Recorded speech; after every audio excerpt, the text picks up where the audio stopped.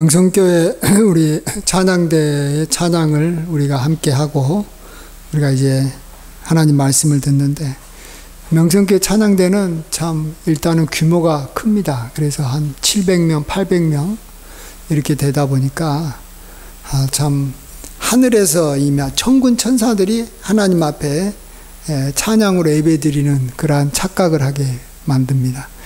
그래서 우리 이 예배도 천상에서 드리는 그러한 예배와 같은 그러한 분위기 가운데서 또 그러한 마음으로 우리가 하나님 앞에 예배를 드렸으면 좋겠습니다. 오늘은 주님께서 베드로의 그 장모님의 열병을 고치신 내용이 나옵니다. 이 열병이 들었을 때 얼마나 이렇게 어렵고 힘들겠습니까? 예수님께서 그 병을 이렇게 낫게 해주시니까 즉시 그 장모가 이렇게 나아서 수종을 들었습니다. 또 이제 밤이 되니까 사람들이 귀신 들린 사람들을 많이 데려오니 예수께서 말씀으로 귀신들을 내어 쫓으셨습니다. 귀신만 쫓은 게 아니라 또 역시 병든 자들도 다 고쳐주셨습니다.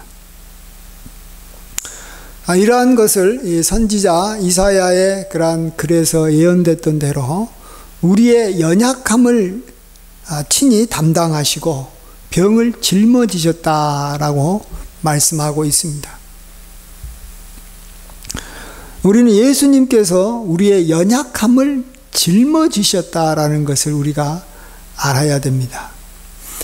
예수님께서는 우리의 죄악을 없애시고 십자가에서 우리를 위해서 돌아가시는 것을 시작으로 해서 이제 우리는 하나님의 백성으로 살아갈 때 우리가 많은 연약함을 갖고 있습니다. 우리가 육신적으로도 연약할 수 있고 또한 영적으로도 연약할 수도 있습니다. 이러한 것들을 주님께서 친히 짊어주시는 분이시다라는 것을 우리가 오늘 말씀을 통해서 알 수 있고 또 우리가 반드시 그것을 붙잡아야 됩니다. 어머니가 아이를 이렇게 이 고통 중에 출산하는 것만으로 자녀가 자기의 어머니를 사랑하고 또 어머니를 의지하는 게 아닙니다. 자기를 낳고 이렇게 버린 그러한 어머니에 대해서는 이 무정함을 느끼고 또 심하면 원망감을 느낄 수밖에 없는 것이죠. 예수님께서 우리 죄를 위해서 십자가에서 죄를 담당하시고 우리를 악의 권세에서부터 건져주신 거 너무나도 귀하고 좋은 일입니다. 마치 어머니가 이미 출산한 것과 같은 이미 출산의 고통을 주님께서는 십자가에서 경험하시고 우리의 죄를 용서해 주심으로 우리가 하나님 나라의 백성이 됐지 않습니까?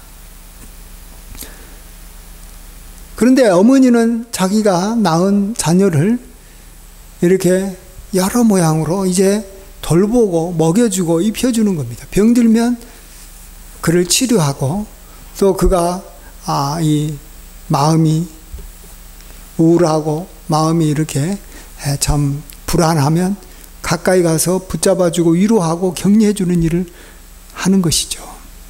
예. 그래서 우리는 어머니의 사랑을 우리가 강하게 느끼고 있습니다. 이 노래도 있잖아요. 진자리 마른 자리 고쳐주시고 손발이 닳도록 고생하시네. 예. 이 낳으실 때 괴로움 다 잊으시고 또 기르실 때 밤낮으로 애쓰는 마음, 하늘 아래 그 무엇이 높다 하리요 어버이의 희생은 가히 없어라 하는 거죠. 그러니까 우리를 낳았을 뿐만 아니라 진자리 마른 자리 갈아 놓으시고 계속해서 우리를 돌보아 주시는 그러한 어머니의 사랑을 우리가 늘 감사하고 또 그것으로 인해서 우리가 어머니와 함께 하기를 좋아하고 또 우리가 어려울 때마다 어머니에게 기도 부탁도 하고 또 그의 도움을 우리가 요청하는 것입니다. 여러분은 기도를 얼마나 하고 계십니까? 어려울 때 누구를 찾으십니까? 우리가 맞이하는 그러한 일들은 우리 혼자 감당할 수 없는 일들입니다.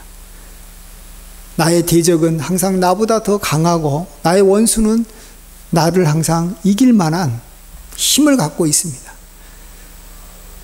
그렇기 때문에 우리는 이 문제를 가지고 예수님께 나아가야 되는 것입니다. 하나님께 나아가야 되는 것입니다.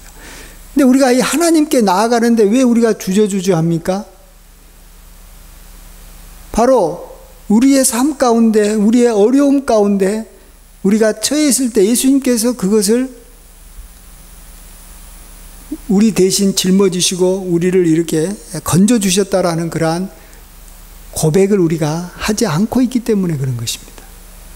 마치 어머니가 낳고 난 다음에 자식을 이렇게 막 버린 그러한 어머니에게 어떤 자식이 가서 도움을 구하겠습니까? 어머니라도 도움을 구하지 않는 겁니다. 마찬가지로 능력이 많으시고 우리를 죄에서 구원해 주셨다 할지라도 우리의 병을 낫게 해주시고 우리의 연약함을 친히 감당하셨다라는 것을 우리가 고백하고 감사하지 않으면 우리는 예수님께 나아가서 기도할 수가 없는 것입니다. 하나님께서 그동안에 우리의 삶 가운데서 어떻게 나를 이끌어 왔는가에 대해서 우리가 잘 알아야 되는 것입니다. 하나님 한 번도 나를 실망시킨 적이 없다고 진정 생각하십니까? 하나님께서 공평과 은혜로 나를 지키시고 또 신실하게 보호하시고 항상 함께 해주셨다라고 믿습니까? 정말로 믿는다면 그 믿음은 반드시 현재 또 앞으로 나에게 닥쳐올 모든 어려움을 바라보면서 하나님 앞에 구하는 기도로 나타나게 되어 있는 것입니다. 그래서 우리 성도가 기도하지 않는다라는 것은 뭐 우리가 다른 말로 하면 우리는 하나님의 은혜를 다 잊어버린 사람이고 또 하나님의 은혜가 뭔지를 모르는 사람인 거예요. 과거에 하나님께서 우리에게 베푸신 그 놀라운 은혜를 우리가 잘 알지 못한다는 거예요. 그래서 심각한 거예요. 여러분, 우리가 기도 안 해서 하나님 앞에 도움을 못 받으면 사실은 손해는 우리가 받는 거예요. 그래서 사실 내가 그것 때문에 어려움을 겪는 거, 그것 때문에 뭐 하나님 앞에 우리가 뭐 이미 잘못했다고 볼 수 없어요. 그냥 내가 기도 안 했을 뿐이니까. 그래서 내가 도움을 못 받은 것 뿐이니까. 다 이렇게 그냥 내가 손해보고 그냥 지나면 되는 거예요. 그렇지만은 그것에 한 가지 더 큰 그걸 통해서 우리가 알아야 되는 정말로 큰 죄가 하나님의 은혜, 과거에 하나님께서 베풀어 주신 은혜에 대해서 다 잊고 지냈다라는 것입니다.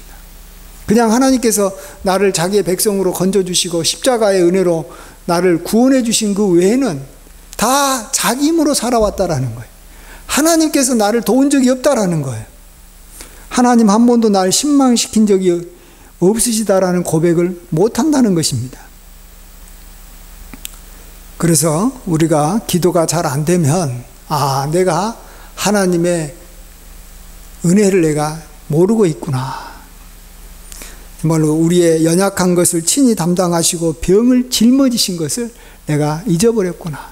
지금 내가 이렇게 건강한 것은 계속해서 하나님께서 나를 모든 질병으로부터 건져준 것이고 날마다 내가 이렇게 이 생명이 유지되는 것은 하나님께서 날마다 일용할 양식을 공급해 주셨기 때문에 내가 이렇게 현재 생명이 유지되는 것이고 나에게 뭐 특별한 좋은 일이 일어나지 않았다 할지라도 내가 이렇게 교회에 나와서 하나님 앞에 예배 드리는 것은 하나님께서 악한 자, 하나님과 우리 사이를 이간질하는 마귀로부터 우리를 늘 보호해 주시고 지켜주시기 때문에 우리가 이렇게 하나님께 나아가서 우리의 믿음으로 이렇게 예배를 드릴 수가 있는 것입니다. 그래서 하나님의 그 은혜가 가히 없는 거예요. 사실 우리가 부모님에 대해서 감사하는 것은 부모님이 나를 낳아줬을 뿐만 아니라 여러 모양으로 돌봐줬기 때문에 감사하는 거예요. 하나님 앞에 우리가 정말로 자발적으로 감사하는 마음을 갖지 못하면 우리는 감사하지 않는 은혜를 망각한 죄뿐만 아니라 이제 우리의 장래에서도 또 우리 현재 닥치는 많은 어려움에서도 기도해야 되겠다라는 그러한 생각을 갖지 못함으로 말미암아 우리는 하나님의 도움을 받지 못하고 기도하지 않아서요. 다른 건 아니고 우리가 참 어려울 수밖에 없는 것입니다. 예. 은혜를 잃어버린 자의 그러한 어쩌면 당연한 이 종말인지도 모르겠습니다. 그래서 우리가 예수님은 우리의 연약함을 현재도 짊어지고 계신다. 시편 말씀에 우리의 짐을 지신 주 곧 우리의 구원이신 하나님을 찬송하리로다. 날마다 우리의 짐을 지고 계신다라는 거예요. 가장이 날마다 수고하기 때문에 거기에서 벌어온 돈으로 가족들이 지금 먹고 살아가는 것처럼, 또 사장님이 또 이렇게 회사 경영을 잘했기 때문에 직원들이 이렇게 매달 월급을 받는 거 아니겠습니까? 직원들도 열심히 일하지만 사장이 직장을 만들어서 직원들을 채용해가지고 그들을 이끌어 나가는 일을 하지 않으면 그들은 월급을 받을 수 없는 거예요. 또 우리가 이렇게 한 나라의 백성으로서 우리가 이렇게 편안하게 살 수 있는 것은 우리나라 이렇게 지도자들이 정말 우리나라를 잘 다스리고 또 우리를 위해서 이마 경찰과 또 군인들이 밤낮으로 지켜주고 있기 때문에 그래요. 이 세상에 우연히 된 게 하나도 없는 거예요. 다 우리가 은혜를 입고 살아가는 거예요. 우리 힘으로 사는 게 아니에요. 그래서 우리는 날마다 우리의 짐을 지고 계시는 그런 하나님을 향해서 여러분 감사하십시오. 이 감사하는 것을 우리가 잘 찾아서 해야지만이 아까도 말씀드린 대로 우리가 하나님께 기도하는 것이고, 결국은 그렇게 기도하는 자만이 이 세상을 이기게 되어 있습니다. 하나님의 도움을 구하는 자만이 앞으로 우리에게 닥칠 모든 환난을 이길 수가 있는 것입니다. 그러기 위해서 우리는 우리의 그 지난 삶 동안에 우리를 지켜주시고 우리를 먹여주시고 우리를 입혀주신 그러한 하나님의 크신 은혜, 우리가 그 은혜를 늘 기억하고 늘 이렇게 그러한 절기들을 잘 이렇게 보내야 됩니다. 감사의 절기를 보내야 됩니다. 항상 주님 앞에 한 주를 돌아보고 한 달을 돌아보고 1년을 돌아보고 계속 매일매일 자기 삶을 돌아보면서 감사함으로 말미암아 이제 장차 기도하지 않을 수 없는 기도에 열심히 드려지는 저와 여러분이 되시길 주의 이름으로 간절히 축원드립니다. 아멘. 그 다음에 우리 18절부터는 주님을 이제 따르는 문제에 대해서 이야기하고 있습니다.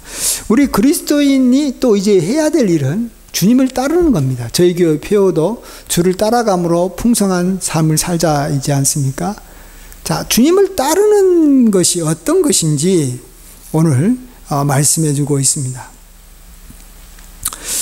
먼저 한 서기관이 예수님께 나와서 선생님이여 어디로 가시든지 저는 따르겠습니다 이렇게 말합니다. 이때 예수님께서 이 여우도 굴이 있고 공중에 새도 거처가 있으되 인자는 머리 둘 곳이 없다 이렇게 말씀하십니다.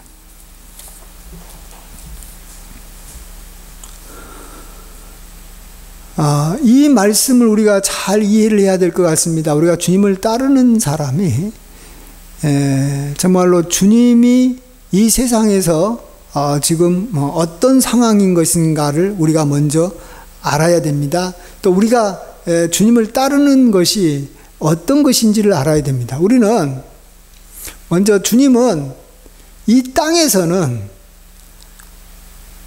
이 온전한 주인으로서 또 이 땅에서는 마땅히 우리가 이 경배해야 될 분으로서 많은 사람들이 인정하지 않는다는 걸 알아야 됩니다. 우리 교회 안에서 우리가 주님을 찬양하듯이 이 세상에서 주님을 인정하는 게 아닙니다.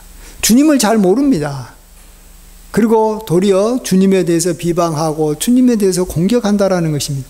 한마디로 주님의 삶은 그 당시 대제사장들과 바리새인들과 또 서기관들에게 온갖 이 모욕과 이렇게 박해를 받고 미움을 받으면서 이 세상을 살았습니다. 그런데 그 당시 힘 있는 사람들이 누구였습니까? 대제사장들이었고 힘 있는 사람들이 바리새인들이었습니다. 그들이 예수님을 배척하기 때문에 예수님께서 이 세상에, 특별히 유대 땅에서 이렇게 평생 거하실 때 머리 둘 곳이 없었다라는 겁니다. 거처할 곳이 없었다라는 것입니다. 예.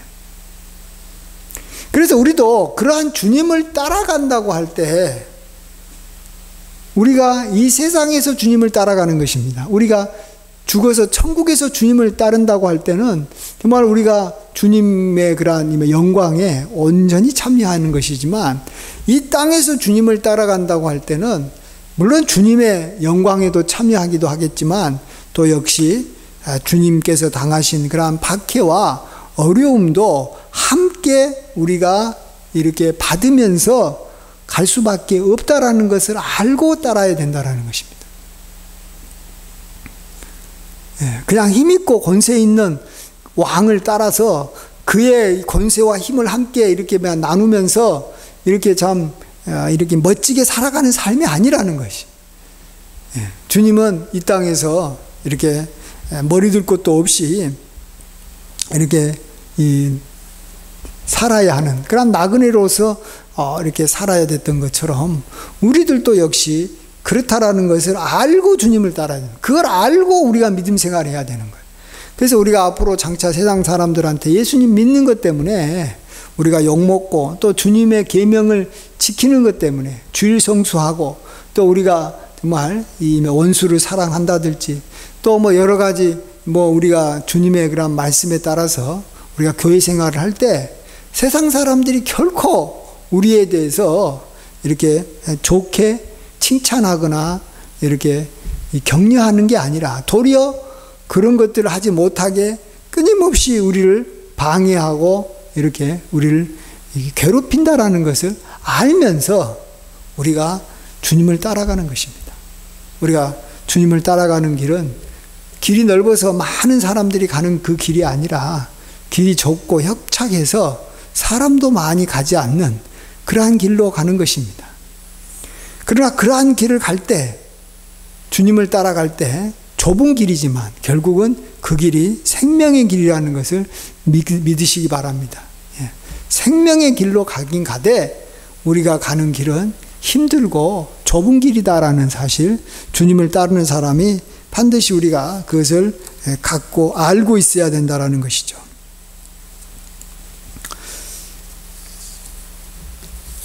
또 한 가지, 우리가 주님을 따를 때 예수님께서 이렇게 여우도 굴이 있고 공중의 새도 거처가 있지만 인자는 머리 둘 곳이 없다라고 하시는 그런 말씀의 두 번째 의미는, 이 주님을 따르는 삶에서는 쉬지 못한다라는 사실을 우리가 알고 따라가야 됩니다. 굴과 거처는 쉬는 곳입니다. 우리가 주님을 따라갈 때 우리가 자꾸 편안하고 뭔가 이렇게 쉬는 곳을 생각해서는 안 된다라는 것입니다. 주님을 따라갈 때 주님은 오늘도 보시지만 밤낮으로 열심히 일하셨고 귀신을 쫓아내는 일을 했고 항상 영적 전투를 하셨던 분이시라는 것입니다. 우리는 이 전쟁터로 가는 것이지 우리가 무슨 이렇게 파라다이스 어떤 휴양지로 주님과 함께 여행을 떠나는 것이 아니라는 것입니다.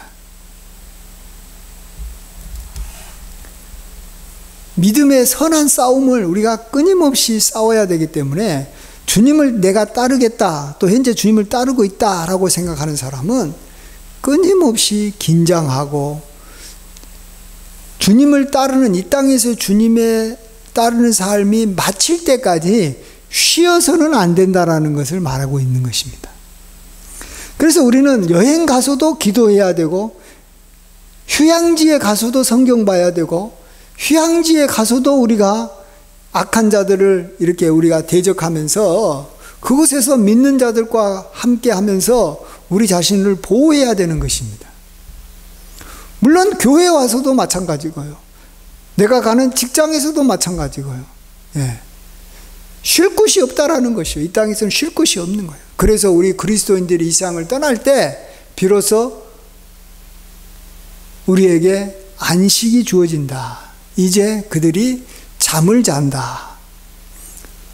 이런 표현을 우리에게 해주는 것을 보게 됩니다. 예. 그래서 이렇게 주님을 따르는 삶은 크게 예수님께서 하신 그러한 말씀을 따라서 볼 때 하나는 참 이 세상 사람들이 싫어하는 그러한 고난받는 그러한 좁은 길로 가는 길이고, 또 하나는 쉬지 않고 끊임없이 일한다든지 싸운다든지 또 끊임없이 우리가 깨어서 지내야 되는 것이 주님을 따르는 그러한 삶이다라는 거, 우리가 그것을 잘 알고 이렇게 주님을 따르는 삶에서 우리가 이렇게 막 걸려 넘어지는 일이 없기를 바랍니다. 예, 주님을 따르려고 하는 그러한 사람이 이 길이 끝까지 어디까지 갈 것인가를 알고 따라야 되는 거예요. 예, 자기가 생각했던 대로 막 일이 풀리면 따라가다가 자기 생각하고 다르면 더 이상 안 따라가 버리는 경우가 많지 않습니까? 다 그러는 거예요. 그 때문에 우리가 주님을 따라갈 때 이 전반적인 이 청사진, 하나님께서 우리에게 갖고 계신 그런 주님을 따르는 사람의 삶의 이 플랜을 우리가 갖고 있어야 되는 거예요. 그 플랜을 한마디로 말하면 우리를 앞에서 인도하신 주님은 굴도 없고 거처도 없이 머무를 곳이 없는 분을 내가 따른다라는 거예요. 예. 돈 많고 이렇게 휴양지도 많이 갖고 있고 또 이렇게 참 이 사람들한테 존경과 인정을 받는 분을 따르는 게 아니라는 거예요. 예. 그렇다면 내가 주님을 따를 때 나에게도 주님께서 당하셨던 그 똑같은 것이 그를 따르는 사람에게도 함께 주어진다라는 거 우리가 아시고 주님을 따를 때 우리가 시험 당하는 일이 없는 줄 믿습니다. 아멘. 그 다음에 또한 두 번째로 우리가 주님을 따를 때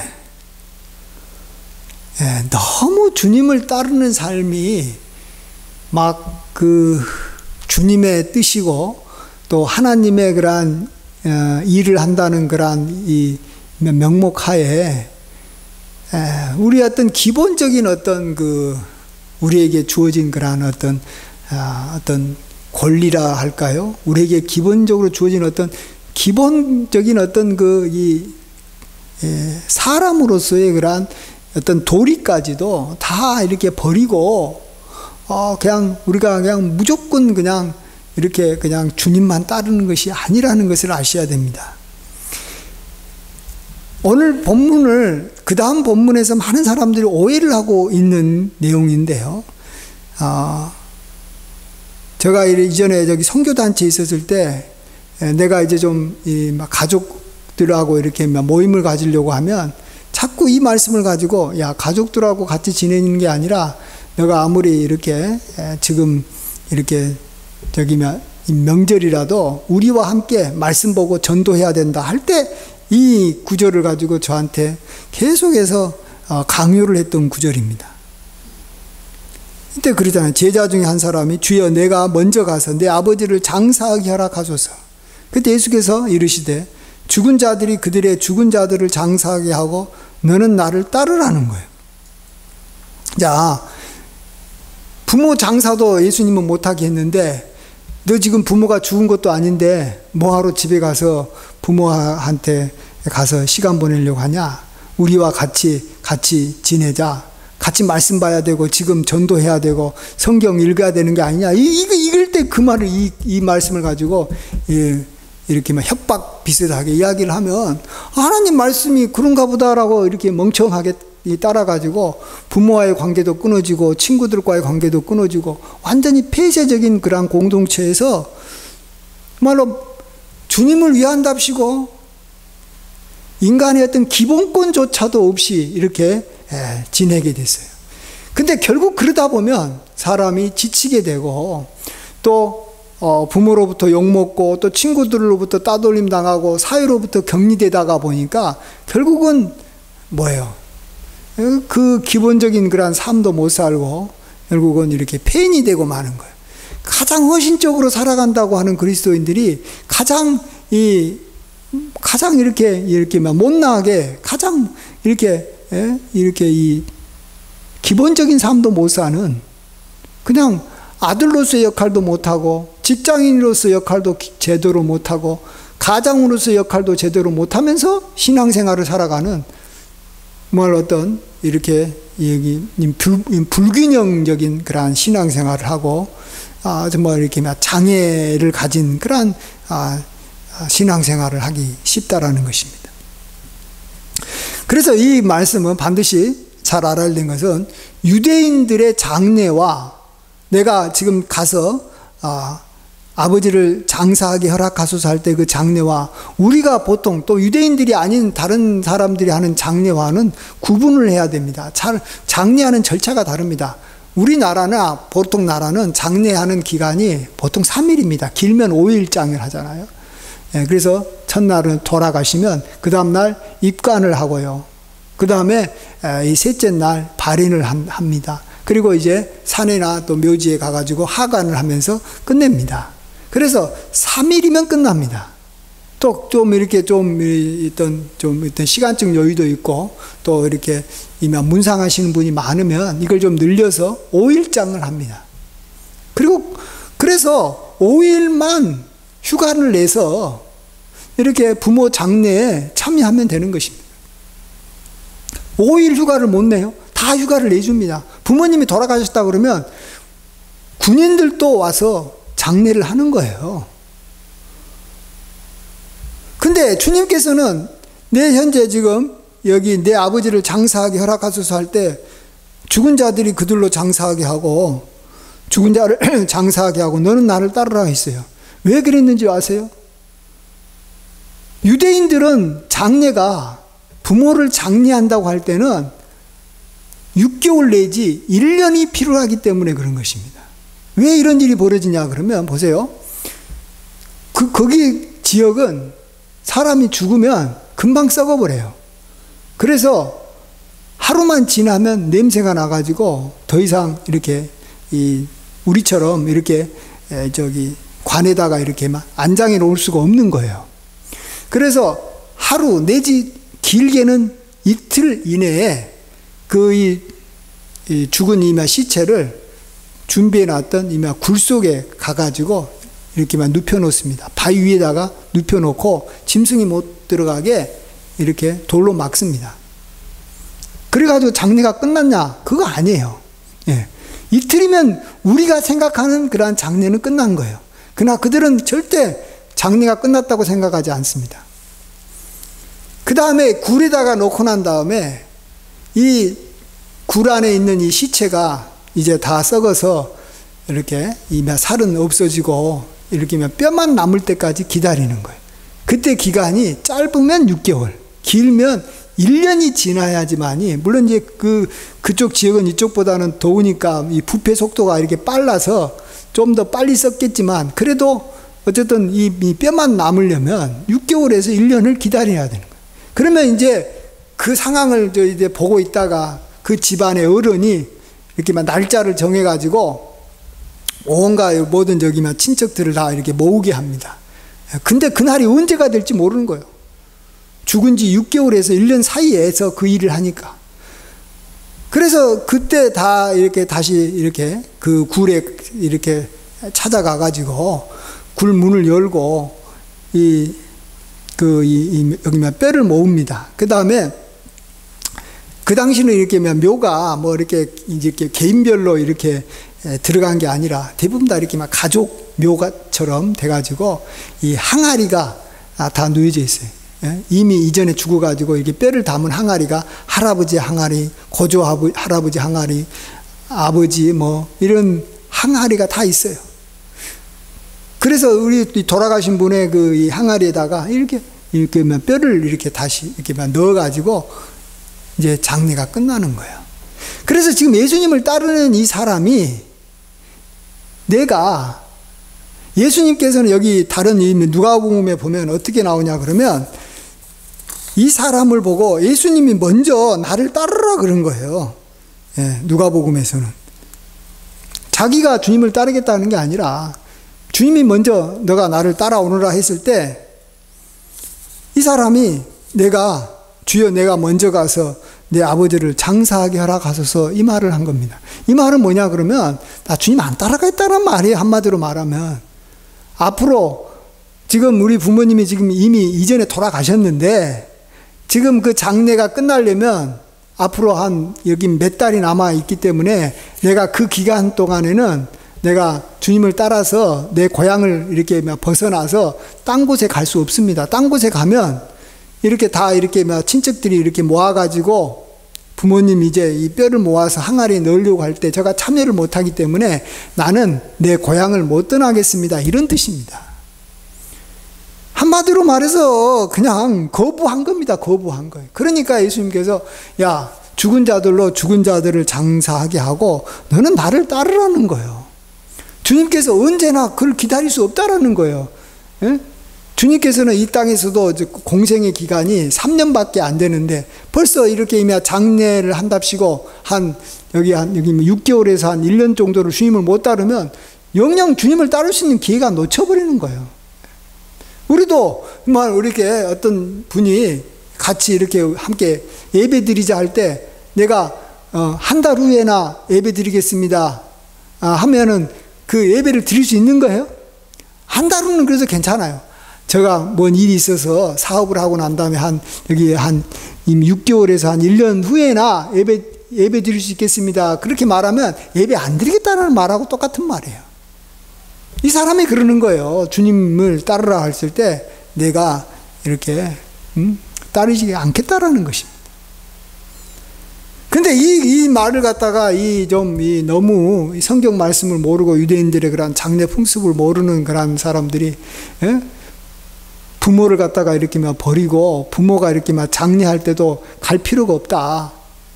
온전히 그냥 365일 24시간 무슨 어떤 공동체 같은 데서 산다든지 교회에서 완전히 이렇게 안에서만 살고 세상하고는 이렇게 단절돼서 살아라 하는데 이 말씀을 이용한다라는 것입니다. 물론 아까도 말씀드린 대로 예수님을 따르는 것이 참 세상으로부터 박해도 받을 수 있고 또 참으로 주님을 따름으로 말미암아서 우리가 참 쉬지 못할 수도 있습니다.